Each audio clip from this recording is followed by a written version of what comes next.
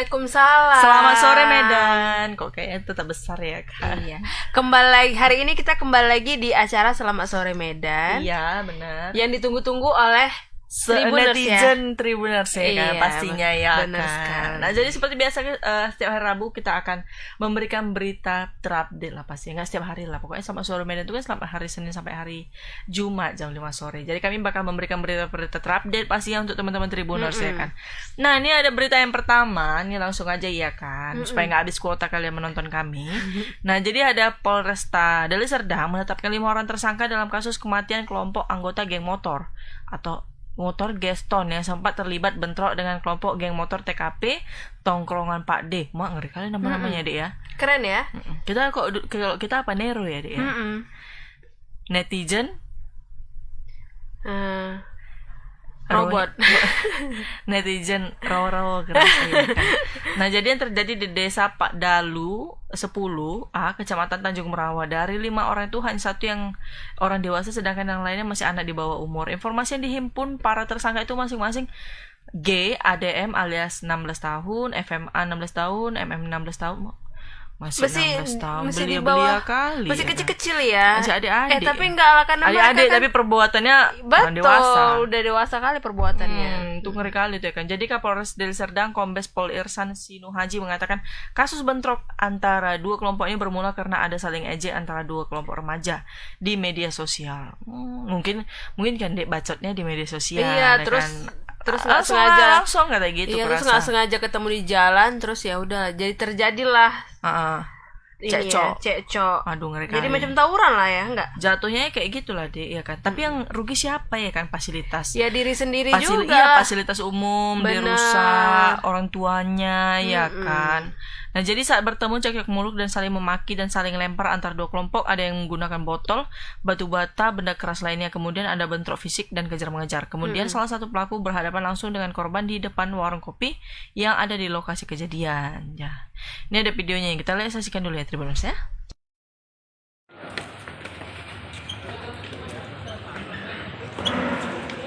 Nah, mengadu kan itu, mengadu.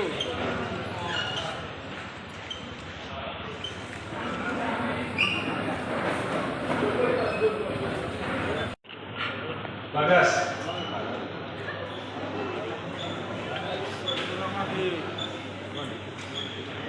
Pipai. Wah, ini melawan kali orang tua ya, Mas. Fajar.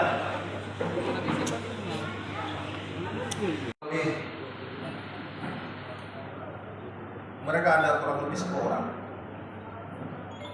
dari kelompok pelaku. Dari kelompok lawannya kurang lebih 15 orang. Namun ketika kami melakukan upaya pengungkapan pengejaran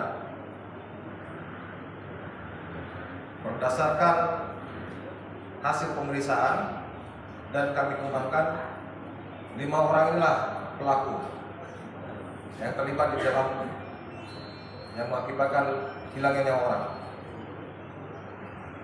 Kemudian kami juga dapat mengamankan remaja-remaja lain, nanti akan kami serahkan pada orang tua, yang mana hasil pemeriksaan tidak terlibat tindak pidana, dan itu harus kami kembalikan. Kemudian dari sisi usia, mereka semua ini, demikian juga yang tidak terlibat tindak pidana, pelaku ini dan yang tidak terlibat tindak pidana, semua masih di bawah umur.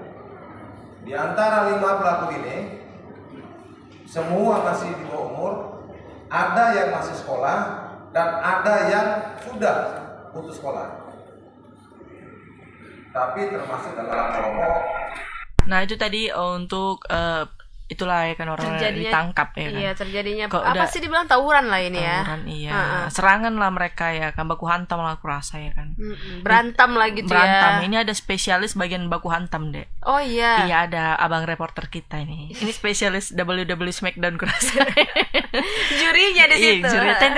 Oke, selamat sore Bang Indra. Nggak ada suaranya. Bang, nggak denger Bang. Langsung dibilang baku hantam, dimatikan deh langsung deh. Halo. Halo. Halo, selamat sore Bang.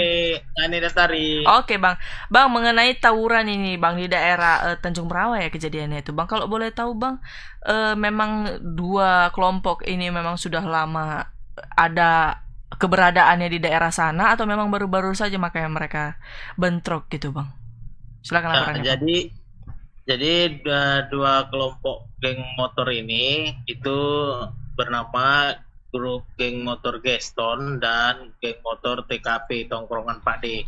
Jadi dikenal selama ini untuk geng motor Geston ini berasal dari Desa Dalu 10A, Kecamatan Tanjung Merawa, sementara TKP ini berasal dari beberapa desa seperti Desa Telaga Sari, Desa Buntu Bedimbar, dan Bangun Sari. Nah, mereka ini bergabung di kelompok ini sudah lama dan sudah 2 kali sebelumnya ini melakukan terjadi bentrokan antar kedua geng ini. Namun pada bentrokan ketiga baru kemudian ada kelompok atas nama M. Arifin yang merupakan bisa dibilang ketua dari geng Geston ini yang tewas karena tertusuk benda tajam. Jadi peristiwa ini terjadi pada Senin dini hari sekitar pukul 2.30. Jadi pada saat itu warga sedang beristirahat, sedang tidur seperti biasa. Namun mereka ini melakukan keributan, bentrok di area pemukiman. Jadi faktor utamanya itu sebenarnya menurut keterangan Kapolres tadi berawal dari dua remaja, dua anggota kelompok yang berbeda ini saling selisih paham di media sosial dan kemudian memutuskan untuk bertemu di lokasi dengan saat itu membawa rekannya masing-masing dengan mempersenjatai senjata tajam. Jadi tadi sudah juga sudah ditunjukkan bagaimana senjata tajam yang mereka bawa pada saat itu. Jadi senjata tajamnya ini bentuknya bermacam-macam. Ada yang berbentuk seperti golok seperti itu. Ada juga yang berbentuk dengan panjang kurang lebih 1,5 meter berbentuk gerigi yang dibuat dari lempengan besi seperti itu. Oke Bang, selain 5 orang tersangka yang sudah ditetapkan jadi tersangka ini Bang, ada lagi nggak sih Bang bakal calon-calon jadi tersangka Bang? Ya, jadi kemarin itu aksi bentrok ini terjadi kurang lebih dialami sekitar 30 orang. Namun untuk yang memenuhi unsur-unsur pidana telah melakukan pembunuhan terhadap satu kelompok geng motor ini hanya 5 orang. Peran mereka ini 5 orang ini berbeda-beda. Ada satu yang dengan sengaja melemparkan benda tajam ke dada korban. Ada juga yang kemudian ini berperan menyiapkan senjatanya. Ada kemudian juga yang memberikan saran untuk dihabisi saja pelakunya, korbannya nanti seperti itu. Jadi memang mereka ini sejauh ini sudah mempersiapkan rencana untuk bentrok ini dengan matang. Hanya saja pihak kepolisian tadi mengaku sejauh ini mereka belum ada diketahui melakukan kejahatan di jalanan seperti melakukan pembegalan atau seperti apa. Jadi mereka hanya masih terlibat bentrok antar kelompok saja seperti itu. Oke Bang, jadi mereka ini terancam hukuman berapa lama Bang? Ya, jadi berdasarkan keterangan Kapolres ini mereka ini akan diancam sesuai pasal yang berbeda sesuai dengan apa yang mereka lakukan. Untuk yang pelaku utama ini ada inisialnya ADM, usia 16 tahun. Ini dikenakan jerat pasal 338 pembunuhan. Nah, ini ancaman hukumannya karena yang bersangkutan ini masih di bawah umur. Ini ancaman hukumannya bisa sampai 10 tahun maksimal karena memang untuk kasus pembunuhan karena masih di bawah umur, ini pelaku ini paling besar jeratannya hanya separuh dari perbuatan orang dewasa, hukumannya sanksinya seperti itu. Ada juga yang dikenakan pasal 351, polisi juga menambahkan pasal 351, ini bagian dari kasus penganiayaan yang menyebabkan kemudian seseorang itu meninggal dunia seperti itu. Jadi mereka dikenakan pasal yang berbeda-beda sesuai dengan tindakannya yang dilakukan pada saat itu. Oke Bang Indra, kira-kira untuk barang buktinya itu kan ada senjata tajam. Kalau boleh tahu Bang, senjata tajam itu diperoleh mereka dari mana ya Bang ya? Ya, jadi senjata tajam ini mereka siapkan ini sengaja disiapkan sebagai perlengkapan senjata mereka apabila memang dibutuhkan seperti untuk melakukan terlibat bentrokan. Jadi ini memang sudah mereka desain sendiri dan mereka persiapkan sendiri seperti itu. Jadi ketika itu dibutuhkan, maka itu akan mereka bawa. Nah, sejauh ini baru yang dilaporkan baru satu korban yang mereka lakukan tindakan kekerasan, apalagi termasuk yang meninggal dunia baru kali ini saja seperti itu. Oke, kalau ketanggapan mungkin Kabid Humas Polda Sumut itu gimana Bang? Karena kan mungkin karena ini ketahuan ya kan dia karena ada korban. Nah kita kan nggak tahu kejahatan-kejahatan yang mungkin sudah dilakukan karena mengingat mereka tuh udah punya senjata tajam yang mungkin udah Dan terencana. mereka juga udah punya geng masing-masing ya. Pasti akan iya sering gitu. betul. Gimana itu Bang ini? Jadi tadi pada saat paparan Kabid Humas Polda Sumut ini Kombes Pol Hadi juga datang ke Polresta Deli Serdang. Jadi dari keterangan Kombes Pol Hadi ini kasus ini mereka apresiasi karena dalam kurang dari 1 kali 24 jam ini 5 tersangka ini bisa berhasil diamankan oleh polisi. Beliau juga menyampaikan dalam hal ini peran orang tua ini juga sangat penting mengingat berdasarkan kasus-kasus sebelumnya pelaku-pelaku kejahatan ini adalah yang terlibat di geng motor ini adalah anak di bawah umur. Namun demikian ditegaskan meski mereka masih di bawah umur, ini bukan berarti polisi tidak bisa melakukan penegakan hukum terhadap mereka. Jadi tadi beberapa orang tua juga dihadirkan di Polres dengan harapan agar kedepannya orang tua bisa lebih aktif lagi, bisa meningkatkan pengawasan lagi terhadap anak-anaknya agar tidak salah jalan dan bisa menjadi korban pada kejadian-kejadian selanjutnya. Nah, inilah yang diharapkan oleh pihak kepolisian dari Polda Sumatera Utara. Oke Bang, pada saat terjadinya bentrokan Bang, apakah ada masyarakat yang terkena lemparan botolnya Bang, atau entah terkena senjata tajam atau apa Bang? Ya, jadi peristiwa ini seperti yang saya bilang tadi terjadi sekitar 2.30. Pada saat itu masyarakat hanya berani mengintip dari jendela dan pintu rumah saja. Jadi karena memang jumlah mereka ini cukup banyak, dari dua kelompok ini cukup banyak, dan mereka datang ke lokasi itu dengan membawa beragam senjata tajam, inilah yang membuat masyarakat ini tidak berani berbuat banyak. Pada saat itu mereka hanya bisa melihat keributan itu bagaimana terjadi, mereka bertengkar dan saling lempar-lemparan. Masyarakat pada saat itu karena memang rumahnya tidak ada yang menjadi korban dari keributan mereka hanya bisa berdiam diri sambil menunggu bentrokan itu selesai. Jadi setelah satu orang dilempar dengan senjata tajam dan tergeletak, disitulah baru kelompok geng motor dari TKP ini pergi dari lokasi, dan pada saat itu barulah kemudian warga ini berani keluar rumah untuk melihat situasi. Nah, korban ini pada saat itu begitu tergeletak, ini berdasarkan informasi yang kita dapatkan, ini sempat mencabut benda tajam yang ada di dadanya. Jadi setelah dicabutnya itu, baru kemudian pada saat itu korban ini ngorok seperti itu, melihat hal itu, temannya ini langsung membawa ke klinik. Hanya saja dalam perjalanan korban ini ternyata sudah tewas seperti itu, tidak bisa diselamatkan lagi nyawanya pada saat di klinik. Oke Bang Hendra, kira-kira selain mungkin apa tuh namanya senjata tajam, nah kira-kira ada barang bukti apa lagi Bang? Mungkin CCTV, dan mungkin berapa unit sepeda motor dari mereka itu yang disita sama kepolisian Bang? Nah, jadi untuk barang bukti lain ini mereka juga diamankan oleh pihak kepolisian nih ya, seperti kayu-kayu.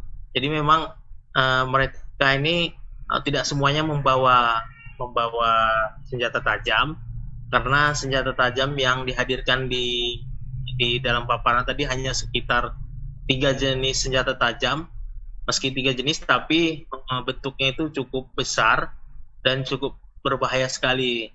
Nah, untuk senjata lainnya ini saat ini masih terus dicari oleh pihak kepolisian, apakah memang masih ada lagi atau tidak, seperti itu. Oke. Oke, Bang, ada nggak sih Bang tanggapan dari orang tua ketika mereka dipertemukan melihat anak-anaknya mungkin yang nggak pernah dipikirkan tiba-tiba tertangkap sama kepolisian? Bang, ada nggak tanggapan Ya, dari orang jadi tua? sengaja tadi pihak Kapolres ini mengundang para orang tua. Nah, ini yang seperti yang dilihat di layar, itu ada anak ada yang merupakan kelompok dari geng motor ini bersujud di hadapan orang tuanya, ibu atau bapaknya. Nah, itu adalah kelompok dari geng motor Geston. Geston ini adalah kubu dari anggota korban tadi, korban. Nah, mereka ini menangis, disuruh meminta maaf kepada orang tuanya untuk tidak melakukan perbuatannya lagi. Jadi dari keterangan yang disampaikan kepada Kapolres, tadi Kapolres sempat bertanya kepada salah satu orang tua. Jadi mengatakan bahwasanya memang mereka ini sudah berulang kali mengingatkan anaknya untuk tidak terlibat kegiatan-kegiatan yang seperti geng motor ini berkumpul-kumpul dengan kelompok geng motor. Namun disampaikan meski sudah berulang kali dinasihati, namun mereka ini tetap membandel dan terus saja bergabung dengan kelompok tersebut. Jadi banyak orang tua yang berharap sampai mengeluarkan air mata, berharap agar peristiwa yang telah terjadi di mana ada anggota geng motor yang tewas bisa menjadi pelajaran terhadap para anggota geng motor lainnya. Itulah yang diharapkan para orang tua, supaya nanti mereka bisa menjalani kehidupannya lebih baik lagi, mengingat mereka ini sebagian besarnya adalah anak-anak yang berstatus pelajar, mulai dari pelajar SMP sampai pelajar SMA sederajat, seperti itu.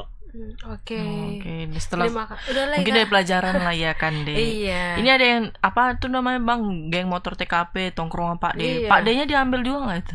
Jadi saksi ya kan. Iya kan. Nah, ya udahlah, makasih Bang Indra untuk laporannya. Ya. Kita tunggu laporan selanjutnya Bang. Selamat sore Bang. Oke, sore. Nah itu deh, Bang Indra senyumnya ini kali ya. Iya kan. Senyum Mempesona ya Pepsodent. kan. Ha. Itulah Dek, tadi cemana ya kan, bagus kalian entah nonton laptop si Unyil aja ya kan, malam-malam keluar ya kan. Malam-malam tuh tidur ya kan Dek, capek. Mereka belum merasakan token bunyi-bunyi itu kayak mana ya kan. Gitu man di pikirannya tuh orang tuh pikirkannya Iya, gimana iya. biar istilahnya kan Happy-happy keren kayak ya. gitu kan. Iya betul-betul. Cemana lah Dek, kalian nggak tahu aja ya kan. Minyak habis ya, kalian nggak tahu kayak mana rasanya Betul, kan karena Dek. minta mama kan. Kalau apa namanya Dek, kuota habis ya kan, macam mana, gula habis ya kan Dek. Aduh nggak ngerti lah kalau udah bicarain itu ya kan. Ya udahlah, semoga orang tuanya ditabahkan lah ya kan Dek menghadapi yang kayak gini ya kan. Memang nggak terpikirkan sama orang tuanya lah mungkin. Tapi kayaknya orang tuh memang ini Dek, apa mungkin kelompok Uchiha aku rasa, atau kelompok Kenapa? Akatsuki atau apa kan. Kenapa? Bawa senjata tajam kan. Iya kan. Kayak gergaji, kayak sejenis gergaji gitu. Aku jadi teringat senjata-senjata Naruto tuh kan. Iya kan, film-film Naruto tuh Panjang-panjang gitu-gitu memang. kan. Mungkin sebenarnya mereka itu jelmaannya. Kurasa ya. Karena kan kita dibilang negara Konoha ya Iya. kan. Berarti mereka mungkin Inilah ada sebenarnya, keturunan betul. ini ya kan. Aduh ngeri-ngeri sedap ya kan. Iya. Kalau gitu kita keturunan siapa Dek? Rapunzel. Oh, Iya kan, iya, Rapunzel nggak ada loh tengkorak Oh di iya, nggak ada ya. Naruto. Iya, aku bagian tukang miramennya aja lah kalau gitu. Oh iya. Berarti ngasih makan si Naruto sama Iya, Choji ya. iya, kerjaanku itu aja kurasa. Oke. Kayak lebih aman kan. Iya kan. Perang kalau misalnya antar ninja pun aku Nggak ada, aman-aman aman aja, ya kan. Tiba-tiba kalau tuh lapar makan. Iya ya kan. Nah, bagus aku jadi tukang jualan itu aman-aman kan, Dek. Nah, itulah pokoknya ya kan cerita kita ya kan. Ya udahlah, ini ada berita kedua nih. Tentang apa nih, Dek? Tentang apa sih? Bacakan lah Kak. Ini ada tentang gelombang tinggi yang mencapai 2 meter membuat ratusan nelayan tradisional di Kecamatan Tanjung Beringin, Kabupaten Serdang Bedagai tak bisa melaut. Berarti naik ya air laut. Berarti mungkin lagi cuaca lagi nggak bagus berarti. Iya, lagi pasang mungkin. Kok pasang? Gelombang kok. Kan gelombang yang tinggi. Kalau surut, ombak. kalau pasang kan air laut naik namanya. Ombak kan? Iya, kan pasang namanya. Enggak loh, ini kan macam gelombang. Iya. Kan ombak gitu kan. Itulah membuat nanti takutnya berbahaya. Coba baca ulang lagi, gelombang tinggi. Heeh. Ya mungkin lagi pasang airnya, Dek. Kok pasang? Aduh. Kalau langsung kita tanya aja. Siapa kalau reporter yang langsung. kita? Enggak. Langsung kita tanya aja langsung. Enggak, jangan video dulu kan. Enggak sabar kali. Biar kita tanya apa arti Iya. pasang dan surut atau Iya, pasang betul, surut betul. gitu ya kan. Kita tanya belum. Kita tengok videonya dulu, Iya, videonya cekidot. belum dibaca, Dek. Iya, videonya dulu lah. Gitu.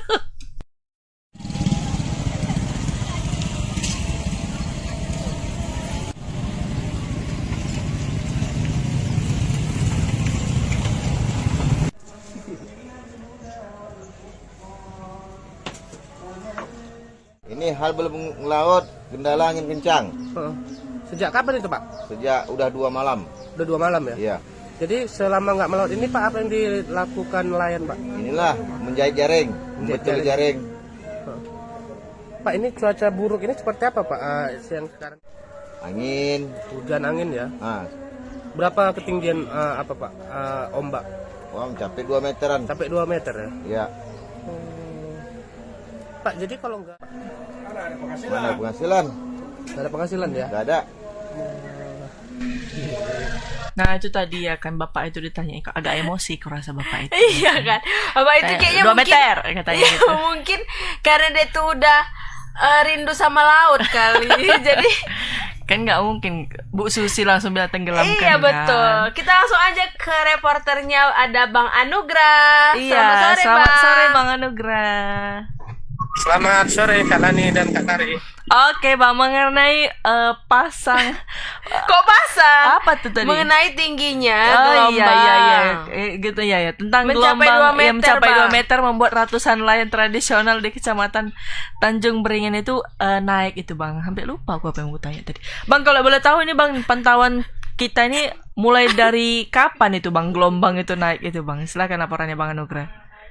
Oke, baik Kak Lani. Nah, memang ini terjadi gelombang tinggi ya di pesisir laut yang ada di Kecamatan Tanjung Beringin, Kabupaten Serdang Bedagai. Nah, ini sudah terjadi sejak hari Senin kemarin dan menyebabkan ratusan nelayan yang ada di Kecamatan Tanjung Beringin ini mengurungkan niat untuk melaut. Hal ini karena gelombang laut ini bisa mencapai ketinggian mencapai 2 meter. Nah, itu tadi menurut pengakuan sejumlah nelayan yang kita temuin ketika mereka tidak melaut dan sedang memperbaiki jaring dan kapal-kapal yang tadi terlihat bersandar di sepanjang jalan menuju Kecamatan Tanjung Beringin ini, Kak Lani. Oke Bang. Jadi Bang, selama ini karena selama mereka nggak ke laut, apa Bang yang dikerjakan mereka Bang? Karena kan itu penghasilan mereka kan pasti berkurang kan Bang? Ya, benar sekali Kak Tari. Jadi ini memang cukup dilema bagi sebagian besar ya nelayan tradisional. Jadi nelayan tradisional ini adalah nelayan yang menggunakan kapal berukuran kecil ya Kak. Jadi di sini ada beberapa kelompok nelayan yang menggunakan baik itu alat tangkapan, kemudian juga perahu yang berukuran kecil, dan ini yang banyak sekali sering tidak melaut gara-gara kondisi cuaca yang ketika ekstrim begitu, baik karena hujan atau gelombang tinggi yang terjadi. Nah, ini sudah terjadi sejak beberapa bulan terakhir. Ini gelombang tinggi ini kerap memang terjadi di pesisir pantai di Kabupaten Serdang Bedagai. Jadi ketika mereka tidak melaut, ini otomatis penghasilan mereka juga tidak ada begitu. Itu tadi keluhan juga ke sejumlah nelayan. Apalagi saat ini memang harga kebutuhan pokok ini kan naik semua, seperti minyak, kemudian beras, dan ini yang cukup dikeluhkan oleh nelayan yang ada di sini. Jadi sebagian nelayan memang memilih bertahan ya. Untuk memilih bertahan maksudnya tetap sebagai nelayan begitu, meskipun 2-3 hari atau beberapa hari mereka tidak melaut begitu. Nah, mereka biasanya itu tidak mendapat penghasilan dan hanya kemudian melakukan kegiatan-kegiatan rutinitas itu yang untuk persiapan ketika nanti akan melaut. Namun sebagian juga tidak dipungkiri ada sebagian nelayan ini yang kemudian beralih profesi ya Kak. Itu contohnya dia nanti jadi tukang bangunan atau jadi tukang beca atau malah memilih untuk meninggalkan kampung halamannya yaitu dengan cara merantau begitu. Nah ini memang sudah dilakukan beberapa nelayan yang ada di sini khususnya nelayan-nelayan tradisional ya yang sejauh ini memang cukup rentan terhadap ekonominya begitu Kak Tari. Oke Bang, kan karena merekanya tidak ke laut kan Bang, pasti kan harga ikan juga naik kan Bang, karena ikan kan pasti akan sulit didapat ya Bang ya. Benar Kak Tari. Jadi di sini memang sejumlah ikan itu mengalami kenaikan ya. Dan memang ini kerap terjadi ketika memang sejumlah nelayan ini tidak melaut. Beberapa bulan yang lalu juga terjadi hal yang sama ketika di sini dilanda banjir. Itu hampir 2 bulan itu nelayan itu tidak bisa melaut karena memang banjir yang terjadi.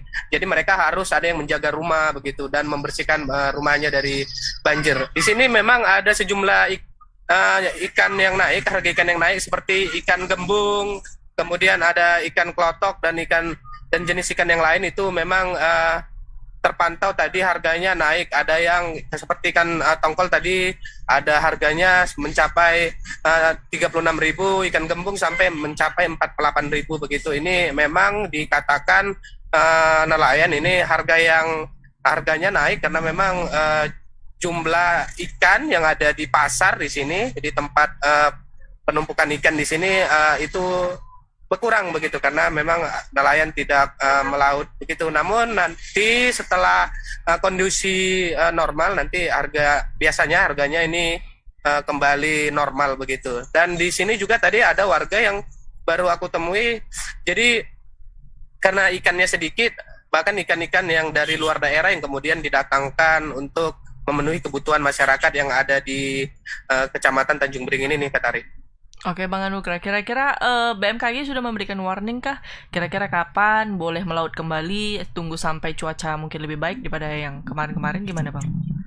Oke baik, Kalani, memang tadi dari halaman BMKG kita pantau memang cuaca buruk ini memang terjadi ya, walaupun tidak di semua tempat, tapi di beberapa kecamatan, contohnya seperti yang ada di Tanjung Beringin ini memang gelombangnya cukup tinggi. Namun di beberapa tempat yang lain, contoh yang ada di Kecamatan Pantai Cermin itu tidak ketinggian gelombangnya tidak terlalu tinggi. Nah ini memang dipengaruhi oleh sejumlah faktor ya, termasuk juga faktor wilayah dan gelombang atau arah angin yang mengarah ke arah pantai yang ada di Kecamatan Tanjung Beringin. Namun diprediksi ini tidak sampai jauh hari atau nanti kemungkinan akan beberapa hari mendatang kemungkinan gelombang ini bisa mulai surut dan tidak terjadi gelombang tinggi. Selain gelombang tinggi di sini juga ada pasang mati begitu. Jadi airnya itu ketika siang hari seperti ini Kak, itu airnya itu seperti tidak ada gelombang begitu. Itu disebut dengan pasang mati ya. Dan ini memang membuat nelayan, khususnya nelayan-nelayan yang mencari kerang ini tidak bisa melakukan aktivitasnya ketika siang. Namun ketika malam ini justru gelombangnya cukup tinggi dan ini yang membuat nelayan-nelayan akhirnya tidak melaut karena memang khawatir akan ancaman keselamatan begitu Kalani. Oke. Bang, kira-kira kalau setelah melihat kejadian seperti ini, mungkin ini bukan kejadian pertama kali, mungkin setiap tahunnya bakal ada. Nah, kira-kira ada mungkin pantauan dari pejabat berwenang sekitar situ mungkin melihat kejadian ini yang bisa mungkin mematikan perekonomian gara-gara pasang ini, Bang. Ada nggak sih, Bang? Bantuan mungkin usaha mungkin atau mungkin pantauan langsung ke lokasi gitu ada nggak sih, Bang Anugrah? Nah, memang bantuan kepada nelayan ini memang dikucurkan begitu. Namun karena jumlah nelayan yang ada di sini juga sangat banyak ya Kalani dibanding dengan daerah-daerah yang lain begitu.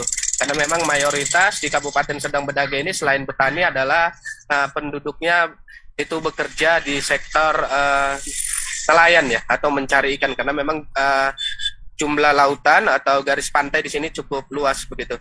Namun untuk bantuan kemarin seperti yang kita lihat ada bantuan dalam bentuk pengadaan alat tangkap, kemudian ada bantuan alat untuk perahu ya, yang dari BBM menggunakan gas, dan itu memang bantuan biasanya datang dari pusat. Kalau dari pemerintah daerah sendiri memang belum cukup banyak ya menyentuh nelayan-nelayan yang ada di sini, khususnya kan ini apalagi bencana atau hal ini terjadi karena memang gelombang yang cukup tinggi, dan ini khususnya mempengaruhi ekonomi ya, pendapatan, dan ini memang kadang-kadang tidak selalu tersentuh begitu. Ketika hal ini terjadi, nelayan rentan karena mereka tidak melaut, ya, kadang-kadang ini tidak tersalurkan. Bahkan tadi ada yang menyampaikan nelayan di sana mereka tidak pernah mendapat bantuan, baik itu bantuan alat tangkap, kemudian bantuan juga kemarin mesin untuk kapal, mereka juga tidak dapat.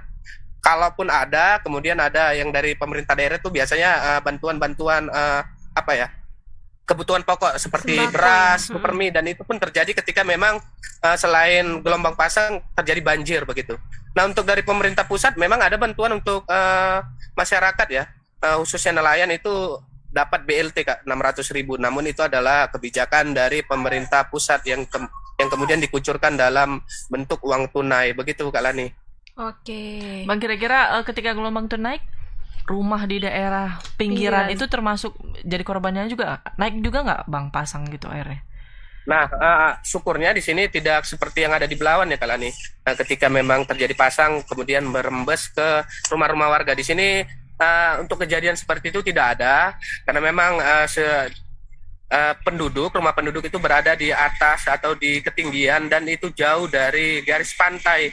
Ya, paling yang terdampak di sini adalah biasanya tempat-tempat wisata begitu yang ada cakro-cakronya, itu yang kemudian biasanya terendam atau terkena abrasi dari laut ya, dari gelombang laut yang terjadi. Kalau untuk rumah sejauh ini tidak ada. Namun ketika gelombang tinggi kemudian ada banjir yang kemarin seperti beberapa bulan lalu terjadi, ini di Kecamatan Tanjung Beringin ini selama hampir 3 bulan itu terendam banjir gara-gara air yang meluap dari atas kemudian mengalir menuju laut, namun laut justru airnya tidak mengalir karena terjadi gelombang pasang begitu. Jadi ini Tanjung Beringin ini pernah mengalami banjir selama hampir 3 bulan lamanya. Tapi untuk gelombang tidak pernah terdampak begitu Kak Lani. Oke, kalau gitu kita terima tunggu kasih. pantauan selanjutnya Bang Anugrah, apalagi khususnya untuk bantuannya. Iya, betul. Ya kan, itu perlu dipantau Karena ya kan mereka kan juga udah lama nggak kerja, pasti penghasilan nggak ada gitu betul. kan. Kayak Nah, aplikasi sih. Terima kasih Iya, untuk terima laporannya kasih ya, Bang Bang. Anugrah. Selamat Selamat sore. sore. Kak Lani dan Kak Tari. Nah, Nah, kan itu aku deh, udah aduh. bilang Kak, kalau Bang Anugrah udah gak usah kita ragukan lagi ya kan. Skripnya 2 kata aja ya kan. Iya, dia menjelaskannya panjang. Iya, betul, Terus betul. apa yang nanya langsung tahu lengkap ya kan. Aduh, kita Aduh, lanjut ngeri lah lah. langsung ya ke lanjut. Tapi kasihan juga ya kan. Kenapa, Kak? Itulah orang itu bantuan orang. Iya. Jangan kan orang itu BLT yang untuk kita aja yang ibaratnya nih ya, yang di daerah kota aja, pekerja yang udah jelas-jelas listnya itu udah ada, itu aja banyak yang ada yang nggak masuk, merata. ada yang enggak, ya Konon kan? lagi yang mereka yang didata mungkin dari berdasarkan Kepling setempat Iya ya benar. kan. Pasti kalau kelurahan. Keplingnya kita yang Ya, nggak saudara seujon, lah. pasti saudara dulu ya Iyalah, ini kan banyak, nggak usah lah baru jauh-jauh sampai ke kapal-kapal orang itu ya kan. Daerah-daerah rumah awak pun kayak gitu Kepling ya. Iya betul. Yang saudara lah Mbak beras ya kan, apalagi Iya. zaman Covid dulu ya kan, Dek. Siapa udah nggak bisa bilang lah kok udah kayak gitu ya kan. Udah membumi kali data. Betul. Tapi itu kayaknya itu yang kampung yang dulu pernah Bang. Iya, Bang Anugrah juga. Bukan. Anil. Bang yang Anil. kalau bahasanya itu banjir yang cukup kan. lama kan. Iya, betul. Iya. Kurasa itu mungkin gara-gara air itu ya. Iya, kan? gelombang itu Enggak, tinggi. Dek, dari apa tuh tadi? Pasang. Bukan, Apa? apa namanya? Banjir dari Banjir apa bandang kan. Iya, bilang banjir bandang. Iya, terus airnya itu nggak ke laut. Iya. Kenapa? Karena gelombang tinggi. Iya, betul. Jadi pertemuan antara Iya, betul. sungai dan laut mungkin Iya. ya kan, tak bisa Menjadilah bersatu. satu. Menjadi satu. Jadi avatar. Mungkin Avatar mungkin sedang melihat kita ya Iya, kan. mungkin. Mungkin. Kita dari tadi Naruto, Avatar, kok ngeri ya. Betul. Lanjut langsung ke berita ketiga. Ada Ini, berita apa tuh, Dek, Kak? kenapa nggak kau baca, Dek? Nggak nampak soalnya Iya pakai nih, kacamata ini kayak deketin ya. Soalnya nggak pakai kacamata loh. Iya. Oke, ini ada berita ketiga. Nah, jadi hari ini adalah hari yang paling ditunggu-tunggu semua netizen deh. Semua emak-emak menangis. Iya, ya kan? menangis histeris karena hari ini adalah Majelis Hakim menuntut terdakwa Richard Eliezer dihukum 1 tahun 6 bulan penjara. Betul. Jadi putusan ini disampaikan Majelis Hakim dalam sidang pembacaan vonis untuk terdakwa Richard Eliezer di Pengadilan Negeri Jakarta Selatan hari ini 15 Februari. Jadi vonis Majelis Hakim ini jauh lebih ringan dari tuntutan jaksa, yaitu 12 tahun penjara. Oh, berarti diperkecil ya? Iya, diperingan. Dipersingkat ya? Diperingan. Nah, jadi orang tuanya juga hari ini memilih untuk tidak hadir langsung ke PN Jaksel. Mereka memantau langsung jalannya persidangan melalui televisi dari kediaman pengacaranya Roni. Jadi Tapi kan Kak, dari 12 tahun jadi 1 tahun 6 bulan cuman ya. Betul. Oke. Mungkin karena si Eliezer ini kalau ditanyain Bersikap itu baik. dia bersikap baik, terus dia lebih mungkin profesional ya Betul. kan, terus nggak mau berbelit-belit mungkin ya, dan mungkin tetap konsisten dari A sampai B, A sampai Z dia nggak merepotkan yang lain ya kan, Iya. tetap konsisten. Terus A tadi sampai Z aku ada terus. lihat di komen-komennya, salah satu komennya netizen katanya nggak adil katanya, karena sedangkan nenek mencuri ini aja bisa di tahun gitu kan. Terus yang maling ayam 6 tahun penjara. Seharusnya ya dia minimal 5 tahun lah katanya, atau minimal dia dipecat. Ternyata Kak ini belum dipecat iya. karena dia belum 2 tahun di penjara kan. Terus ini kan dikurangi masa penahanan ketika kemarin kan. Benar. Mungkin ya kita nggak tahu lah pertimbangan hakim ini apa. Betul, ya kan. Pasti iya. kan kalau menurut aku sepanjang pantauan selama kita melihat ini ya kan persidangan, kayaknya ini sih yang paling apa ya. Iya. Tapi si PC kita belum tahu ya dia berapa lama ini. Belum. Tapi Kak kayaknya ada videonya Kak. Kita tengok aja Ada videonya dulu. ya. Oke. Cekidot. Cekidot. Mengadili 1. Menyatakan terdakwa Richard Eliezer Budiang Lumiu terbukti secara sah dan meyakinkan bersalah melakukan tindak pidana turut serta melakukan pembunuhan berencana, menjatuhkan pidana terhadap terdakwa Richard Eliezer Budiang Lumiu dengan pidana penjara selama 1 tahun dan 6 bulan, menetapkan penangkapan dan lamanya masa penahanan yang telah dijalani terdakwa dikurangkan sepeluruhnya dari pidana yang dijatuhkan, menetapkan terdakwa tetap berada dalam tahanan, menetapkan terdakwa sebagai saksi pelaku yang bekerja sama atau justice kolaborator, menyatakan barang bukti adalah sebagaimana dalam surat tuntutan jaksa penuntut umum, membebankan terdakwa untuk membayar biaya perkara sebesar Rp5.000. Demikianlah diputuskan dalam rapat permusyawaratan Majelis Hakim Pengadilan Negeri Jakarta Selatan pada hari Jumat tanggal 10 Februari tahun 2022 oleh kami Wahyu Iman Santoso selaku Hakim Ketua, Morgan Simanjuntak Sarjana Hukum, dan Alimin Suljono masing-masing sebagai Hakim Anggota. Putusan mana diucapkan dalam sidang terbuka untuk umum pada hari Kamis tanggal 15 Februari tahun 2022 oleh kami Hakim Ketua didampingi Hakim Anggota tersebut dan dibantu oleh Saudara Aprisno SHMH dan Okta Aprianto SHMH, Panitera Pengganti pada Pengadilan Negeri Jakarta Selatan, serta dihadiri oleh Rudi Imawan dan Sarjana Hukum Magister Hukum, Jaksa Penuntut Umum, terdakwa serta tim penasihat hukumnya. Silakan duduk. Nah, Kak, itu aku kok tadi. merinding ya jadinya ya, ikutan merinding Iya, gitu. betul waktu pembacaannya. Iya kan, karena melihat tadi pengacaranya Brigadir J juga menangis ya. Terus orang tuanya juga sedih ngelihatnya. Mungkin Sampai mereka bergetar, terharu ya. iya, sampai bergetar Hakim Wahyu itu membacakan. Iya. ini. Kemarin juga dia bergetar waktu dia membilangkan yang Sambo dihukum. Bergetar. Iya, Gitu. bergetar Mungkin kan. lapar enggak? Iya kan, Karena dia kan kan panjang. bergetar dia ngomong pas waktu di vonis kayak mana sih, mati gitu kan. Dia juga bergetar gitu. Tapi si PC berapa tahun sih dituntutannya? Tadi 20 ya? iya 20. 20. Ya udahlah. Tapi kalau menurut Kakak ini gimana? Ini pas nggak sih untuk si Barada Eliezer ini? Aku kurang tahu sih, cuman kan memang terlepas dia tuh apa tuh namanya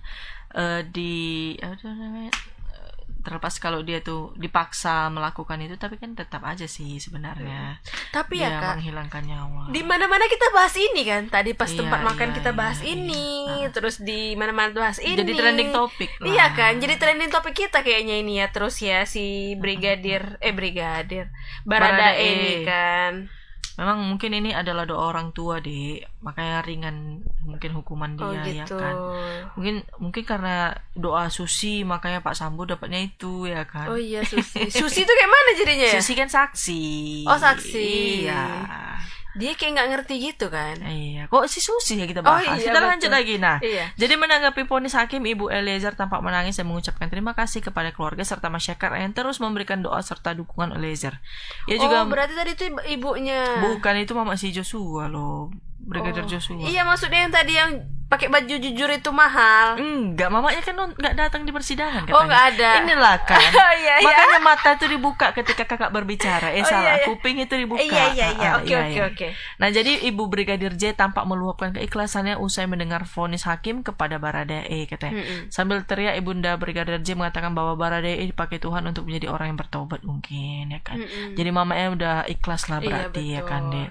Berarti nanti tinggal Pak ini, ya kan, siapa namanya? Pak Sambo jumpa sama Joshua, ya kan. Iya. Ntar lagi lah tembak-tembakan di sana. Takutnya, ya kan. Heeh. Aduh, ngeri, ya kan. Iya. Itulah, ya kan, ibaratnya apa yang kita lakukan harus kita tanggung jawabin, ya kan. Kalau nggak bisa di dunia, di akhirat lah, mau nggak mau, ya kan, dijumpakan lagi, ya kan. Iya. Tapi kan kita nggak tahu, pasti kan banding. Betul. Sambo, ya kan. Apalagi kan udah keluar KUHP yang terbaru itu kan. Tentang apa? Coba Kak bacalah tuh. Tentang apa KUHP yang terbaru rupanya? Apa? Ya itulah dia. Yang mana? Ya udah maksud saya. Nah, jadi kan Rosti meminta Baradae untuk benar-benar bertobat, jangan hanya saat terdesak, katanya. Diketahui Baradae telah menjalani vonis pada Rabu hari ini, jadi Baradae vonisnya 1 tahun 6 bulan, katanya. Sementara itu ekspresi dari pengacaranya si Baradae ini jadi sorotan usai mendengar vonis yang dijatuhkan dari hakim kliennya. Terlihat Roni berteriak sambil mengangkat kedua tangannya, begitu pula dengan anggota tim kuasa hukum lainnya, katanya. Roni mengatakan bahwa Baradae mengucapkan terima kasih atas dukungan yang diberikan selama ini. Wih, langsung naik lah rating Bang Roni, ya kan, Dek. Oh, yang ini loh Kak, Kepala Pusat Penerangan Hukum Kejagung Ketut Sumedana mengaku pihaknya enggan berkomentar terkait kemungkinan Sambo yang masih dapat lolos dari hukuman mati setelah di penjara selama 10 tahun.